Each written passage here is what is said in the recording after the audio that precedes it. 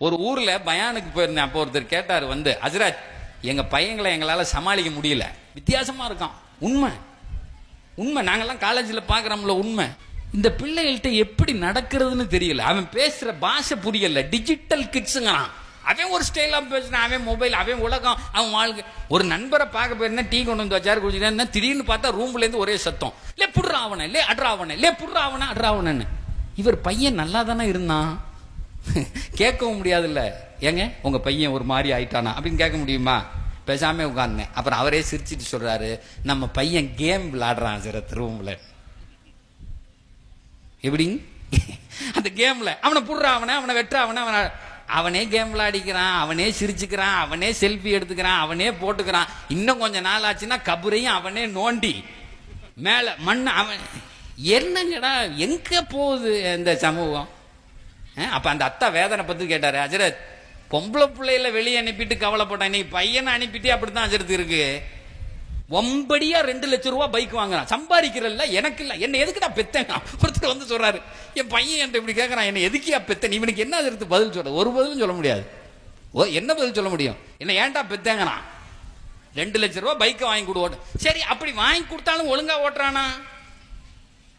வாங்கி கொடுத்த பைக்கையும் ஒழுங்கா ஓட்டுறானா சார்? ஒரு பையன் சொல்றான், சார் எங்க அத்தா 2 லட்சம் ரூபா 220 வரையும் அதுல போட்டிருக்கு சார், அவரை எவனும் ஏமாத்திடுவானோ என்னமா, அந்த முள்ளு போகுதான்னு ஓட்டி பார்த்தேங்கிறான். யாரு? இவங்க அத்தா வாங்கி கொடுத்ததை அவர் உறுதிப்படுத்துறாரா, 220 வரையும் போகுதான்னு. இப்படி அந்த பைபாஸ்ல ஓட்டுறான். அந்த முள்ளு போகுதோ இல்லையா, இவன் முள்ளு போயிருது. நடக்குதா இல்லையா சார்? இவன் முள்ளு காலியா இருது. ஒரு பையன் எங்க காலேஜ்ல, நான் இதை எல்லா இடத்துலயும் சொல்லுவேன், வேகமா பைக்ல போனான். நானும் போய் இவனை பார்த்துட்டேன். நம்ம காலேஜ் புள்ள இது அப்படின்னு. ஒரு நாள் காலேஜ்ல அவனை பார்க்க, எங்கடா இவ்வளவு வேகமா போனேன் அப்படின்னு. எப்ப சார் அப்படின்னா, அன்னைக்கு பார்த்தேன் இந்த ரோட்ல வேகமா போனேன். எங்க போனேன்? ஓ அதான் சார், நான் எங்க சார் போனேன், இன்னொருத்தன் வேகமா போனா. இப்ப பல பேருக்கு பிரச்சனையாதான், அவன் எப்படி ஓட்டலாம், நானும் ஓட்டுவேன்னு முறுக்குறான். நான் சொன்னேன், அவன் வேற ஒருத்தர் கூட்டு போனார், அதை பாத்தியாடான்னு கேட்டேன். இல்லையா சார், யார் சார் கூட்டு போனா? இஸ்ராயல் கூட்டு போனார் அவனை.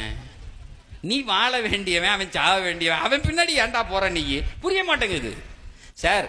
பிள்ளைகளை பெத்துட்டு ஸ்கூலுக்கு அனுப்பிட்டு திரும்புற வரையும் அது ஆணோ பெண்ணோ வயிற்றுல நெருப்பு கட்டிருக்கான். புள்ள அதே மாதிரி வரணுமே, போன புள்ள அப்படி திரும்பி வரணுமே நினைக்கிறான். அதுக்கு அல்லாஹ் குர்ஆன்ல ஒரு வழியை சொல்றான். இதை நீ செஞ்சா உன் புள்ள போனது மாதிரி வரும். அது ஆம்பளை பிள்ளையா இருந்தா பைக்கில் உழாம வரும், பொம்பளை பிள்ளையா இருந்தா காதல்ல உழாம வரும். உன் பிள்ளைய எல்லாம் காப்பாத்தி கொண்டு வந்து வீட்டுல கொடுத்துருவான். வேற ஏதாவது இந்த மாதிரி விஷயங்கள்ல மாட்டாம இருக்கும் அப்படின்னு குர்ஆன் ஒரு ஆயத்து. அல்லாஹ் திருக்குர்ஆன்ல அதுக்கு அழகான ஆயத்துக்களை நமக்கு சொல்லித்தரான். நீங்க உங்க பிள்ளைகள் வெளியே போனால், ஸ்கூலுக்கு போகும்போது அம்ரி இலல்லாஹ். சார், லட்சக்கணக்கானவர்கள் இதை ஓதி தங்க பிள்ளைகளை பாதுகாத்துக் கொள்றாங்க. இன்னைக்கு என்கிட்ட சொல்லும் போது சொன்னாங்க, ஹஜ்ரத் இன்னைக்கு இந்த இளைஞர்கள் இளம் பெண்களுக்காக வேண்டி ஒரு செய்தியை சொல்லுங்கன்னு. பஞ்சாயத்தையா பேசுறது நோக்கம் இல்லை, என்ன நடக்குதுன்னு உங்களுக்கு தெரியும். அதெல்லாம் திரும்ப நான் ஒரு பட்டியல் போட்டு இதெல்லாம் நான் ஹைலைட் பண்ணது முக்கியமானது. இந்த போதைன்னு சொன்னது, அந்த பையன் ஏதாவது பாக்கெட்ல வச்சிருக்கான்னு தடவி பார்க்கறதுன்னு கேட்கறதுக்கு சொன்னது. அதை மற்ற எத்தனையோ பிரச்சனைகள் இருக்கு, அத்தனை பிரச்சனைக்கும் மொத்த தீர்வு ஒண்ணுதான். பெருமானார் குர்ஆன்ல அல்லாஹ் சொல்றான், ஓ ஃபவ்விது அம்ரி இலல்லாஹ். இந்த ஒத்த வார்த்தை தான் சார். அந்த பிள்ளைக்கு கழுத்திலேயோ அல்லது தலையிலேயோ கை வச்சு, யா அல்லாஹ் இந்த பிள்ளைய ஓன்ட்ட ஒப்படைக்க. இது ஸ்கூலுக்கு போகுது, இது காலேஜுக்கு போகுது, என்ன நடக்கும் தெரியாது. இத ஓன்ட்ட சொன்னா என்ன நடக்கும்னு திருக்குர்ஆன்ல அல்லாஹ் அடுத்த வசனத்துல சொல்றான்.